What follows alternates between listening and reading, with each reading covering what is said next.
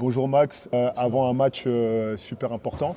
Alors moi je tenais à te voir. Initialement on fait le reportage sur Meredith, mais c'était important pour moi d'échanger avec toi parce que tu es africain et manifestement fier de l'être.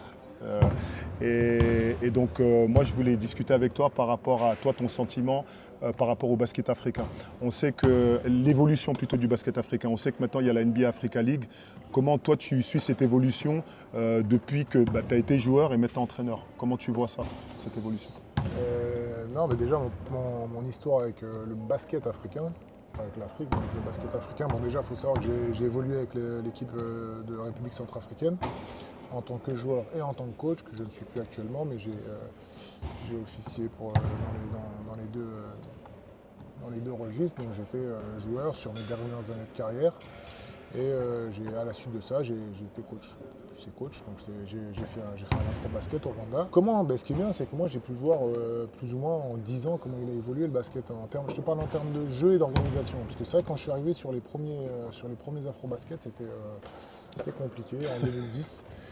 Et puis petit à petit, ça s'est structuré avec les fenêtres en fait. Les fenêtres je pense que c'est très très bon pour le basket africain en fait, les fenêtres, parce que ça permet de libérer tous les joueurs, ce qui n'est pas tout le temps le cas. Et même ceux qui sont en Betclic par exemple peuvent être libérés pour les fenêtres, donc c'est très important pour l'évolution du basket. Et après, bien sûr, il y a la balle, parce que la balle, ça a propulsé le basket africain sur quelque chose d'intéressant. Bon, on sait qu'il y a quand même beaucoup de joueurs étrangers et aussi d'origine africaine qui reviennent sur le continent pour faire cette compète. Et puis ça permet aussi à pas mal de pays de mettre de leurs équipes dans cette ligue. Ouais, donc il y a pas mal d'équipes qui sont engagées dans les pays. C'est quand même une évolution, même pour le basket centrafricain. Tu vois, donc tous les pays essayent de mettre leur équipe et c'est une chose exceptionnelle pour le basket. En termes de basket à proprement parler, oui, le niveau il commence à augmenter, même si on ne peut pas parler de. On ne peut pas dire que ça arrive au niveau du basket européen, mais petit à petit ça grappille et puis tu as des joueurs exceptionnels en Afrique. Ah, Je pense que le potentiel, le vivier, il est énorme. Alors là, le problème, c'est les structures. Les structures et les encadrants. En fait, il y a très peu de structures, très peu d'encadrants, mais en termes de potentialité, au niveau des joueurs, c'est énormissime. Tu es des monstres physiques, quoi. mais justement, par rapport à cette évolution, est-ce que tu as le sentiment que c'est beaucoup la NBA qui fait ça? C'est-à-dire l'influence de tous ces jeunes joueurs qui sont, qu'il ne faut pas se cacher, qui vivent dans la précarité et qui rêvent, parce que je pense qu'ils rêvent plus d'NBA que d'Europe. Est-ce que tu penses que la NBA a vraiment une influence par rapport à ça aussi?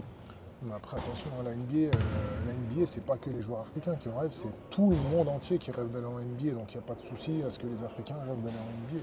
Surtout que, comme tu dis, on connaît la précarité de certains pays africains, ce qui n'est pas le cas pour tous les pays. Et forcément, un jeune qui vient de nulle part, il veut s'en sortir, il veut aller en NBA parce que c'est le championnat, déjà le meilleur championnat de basket et le championnat le plus rémunérateur. Donc forcément, dans un premier temps, ton objectif c'est la NBA, et puis si tu n'y arrives pas, il y a d'autres pays, il y a d'autres championnats comme en Europe qui rémunèrent bien. Donc tout va bien pour le basket centrafricain, pardon, pour le basket africain. On va y venir, tu as fait une bonne transition là, justement. Pour le basket africain, il augmente petit à petit, mais c'est bien, il y a des super joueurs. Ouais. Alors justement, par rapport tu parlais du basket centrafricain, il y a eu des noms, bon, il y a eu toi, il y a Max Cougar qui joue encore, et il y a eu, il me semble, c'est Romain Sato. Ah, t'abuses, hein, c'est le meilleur africain, c'est le meilleur joueur africain. Il me semble je ne sais pas s'il a été élu meilleur joueur africain de tous les temps, mais il a fait une super carrière, Romain, en Europe en tout cas, aux États-Unis. Non, aux États-Unis, il a fait surtout la fac. Ouais. Donc c'est ce qui l'a propulsé justement sur son parcours. Après, en Europe, il est une carrière monstrueuse, Romain. Ah oui, en Euroleague, moi j'ai suivi, c'est de ma génération. Mais justement, t'as vraiment, je trouve, hein, vous êtes les 3 joueurs, peut-être que je me trompe des informations que j'ai, qui sortaient vraiment du lot. Et sur la suite, on sent une évolution, mais c'est plus une évolution, je ne sais pas si tu me comprendras, collective qu'individuelle. Ouais, t'as raison, voilà. C'est exactement ça. Donc, en fait, t'as beaucoup plus de joueurs de moins bon niveau. Il y a aussi Mike Mokongo qui a été quand même une référence à la main dans notre équipe. C'est une évolution collective, donc on a pas mal de bons joueurs, de joueurs moyens.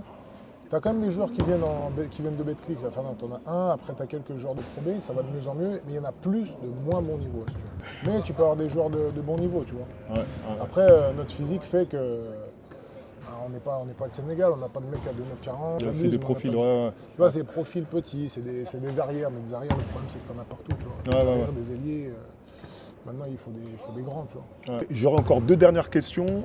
Moi, c'est par rapport à l'équipe de France. On sait que parce que tu as quand même fait une grosse carrière.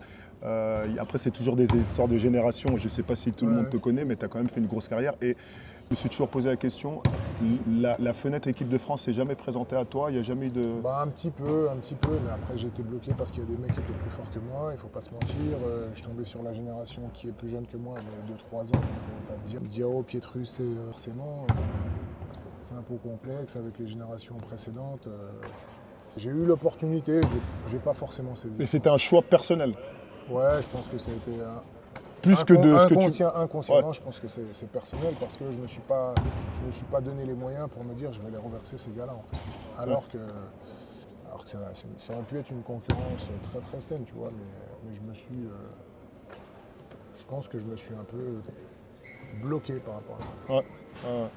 Et puis ma dernière question, c'est, j'ai lu un peu, je ne savais pas, entraîneur de la Centrafrique. Est-ce que ça reste encore un objectif ou un choix, je dirais, d'aller potentiellement de réentraîner l'équipe nationale? Parce qu'on sait qu'il y a beaucoup de problèmes en Afrique, je dirais en termes organisationnels. Est-ce que toi, ça reste encore un objectif? C'est quelque chose qui te plairait encore?